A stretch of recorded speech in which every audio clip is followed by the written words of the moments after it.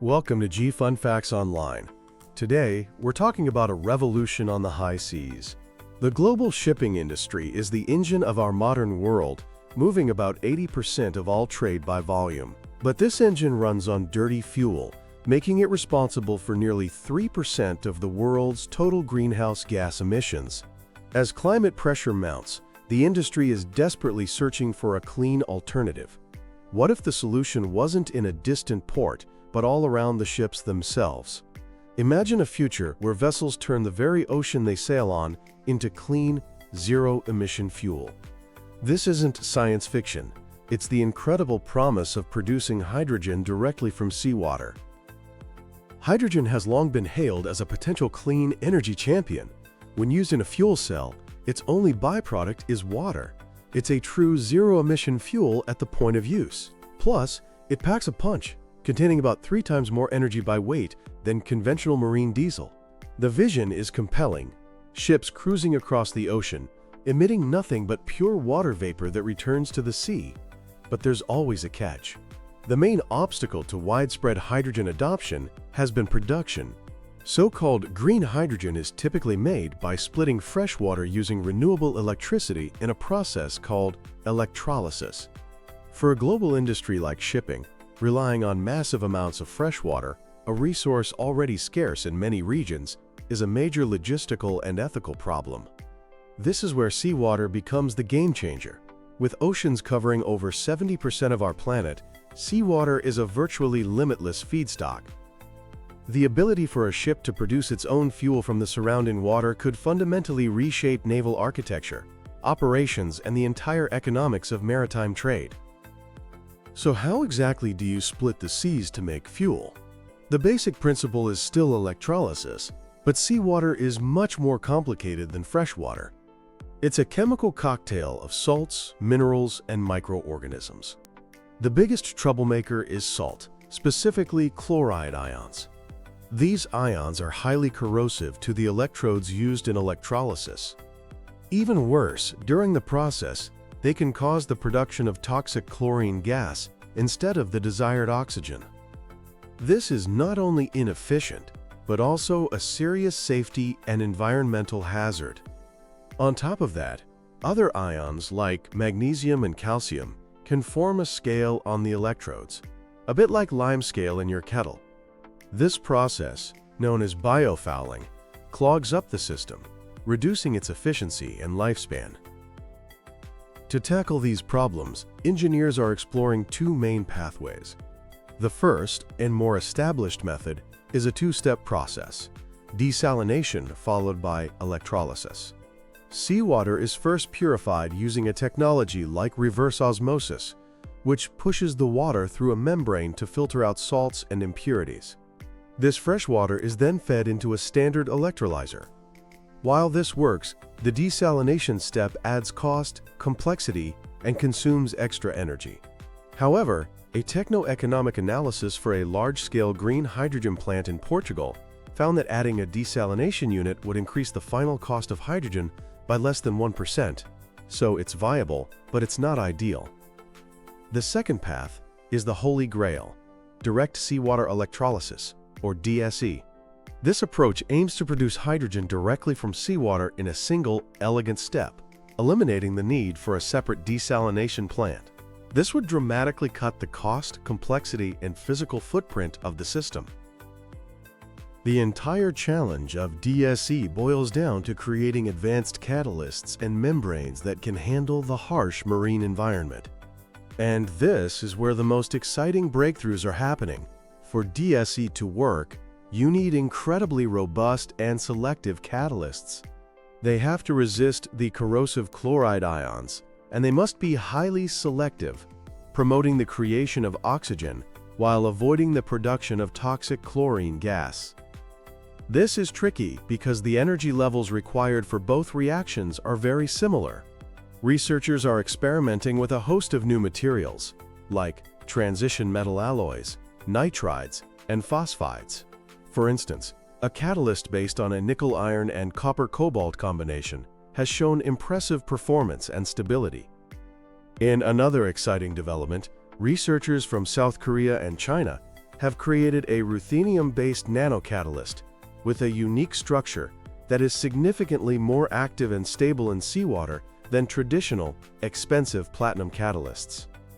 Alongside catalysts, you need better membranes.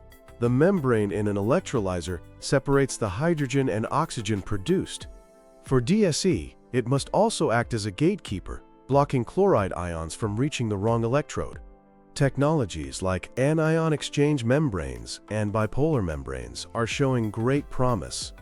Researchers at Johns Hopkins University have even demonstrated that thin film membranes, typically used for desalination, can be used inside an electrolyzer to both purify the water and produce hydrogen in a single step, all while avoiding chlorine gas production. This science isn't just confined to the lab anymore. The Energy Observer is a perfect example. This futuristic catamaran is the world's first vessel powered by a mix of renewables and hydrogen produced on board from seawater. It uses solar panels and wind turbines to power a system that desalinates seawater and then feeds it into an electrolyzer. The hydrogen it produces is high quality, meeting the stringent ISO standard for hydrogen fuel. In the UK, a project led by Brunel University and the startup Genuine H2 is developing a direct seawater electrolysis system. Their project, which will be tested until March 2026, also features a groundbreaking storage method, using a nanofilm to store hydrogen as a molecular solid at room temperature and pressure, which gets rid of the need for heavy, high-pressure tanks.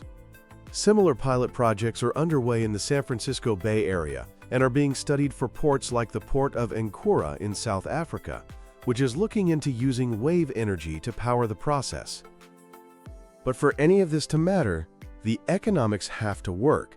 Can seawater hydrogen compete with traditional fuels? The biggest factor in the cost of hydrogen is the price of the electricity used to make it. Right now, green hydrogen costs between $3 and $8 per kilogram. That's much more expensive than heavy fuel oil. However, the U.S. Department of Energy has an ambitious hydrogen shot goal to bring the cost down to just $1 per kilogram within a decade. A recent study from Cornell University on a solar-powered seawater electrolysis device estimated this price point could be reached within 15 years. As carbon taxes and emissions trading schemes make fossil fuels more expensive, the price gap will narrow. When compared to other green fuels like ammonia and methanol, hydrogen is currently more expensive per ton. But because it's so energy-dense by weight, you need less of it to travel the same distance, which helps even out the operational costs. Beyond production, the biggest practical challenge is storage. Hydrogen has a very low volumetric density. In simple terms, it takes up a lot of space. On a ship, where every cubic meter counts for cargo, this is a huge problem. There are two main storage solutions. You can compress the hydrogen gas to very high pressures, around 350 to 700 times atmospheric pressure, and store it in heavy, reinforced tanks. This works for smaller vessels on shorter trips, like ferries. The other option is to cool hydrogen down to a cryogenic minus 253 degrees Celsius, turning it into a liquid. Liquid hydrogen is much denser by volume, so it takes up less space, making it better for large, long-haul vessels like container ships.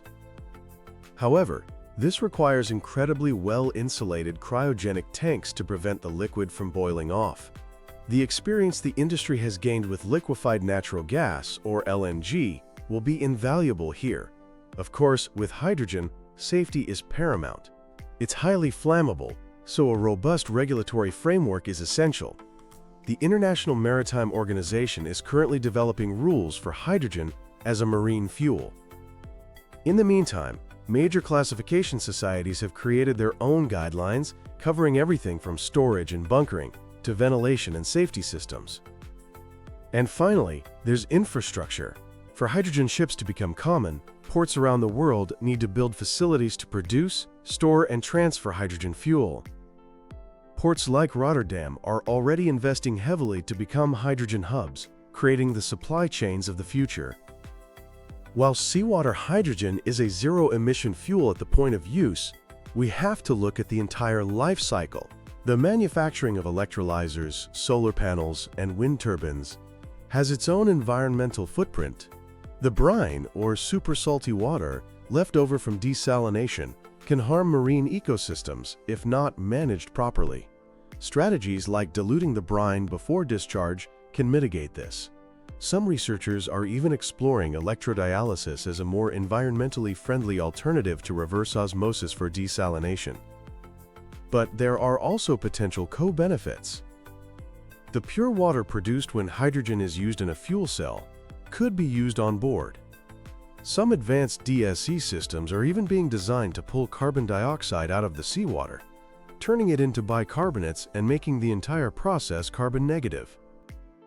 The voyage to a hydrogen-powered maritime future won't be a short one.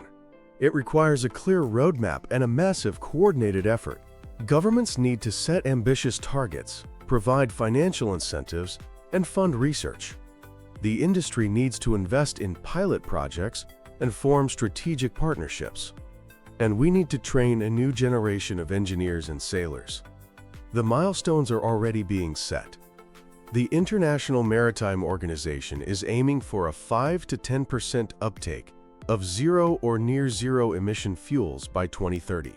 Major retailers have pledged to only use ships powered by zero-carbon fuels by 2040. And the ultimate goal is for the entire international shipping industry to reach net zero emissions by 2050. Turning the vast, powerful oceans into a source of clean fuel is a monumental challenge, but it offers a clear course towards a sustainable future. The technology to split the seas is no longer just a theory.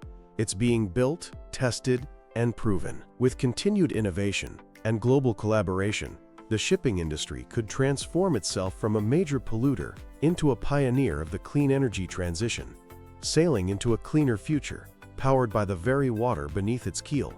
Thanks for tuning in to G Fun Facts Online.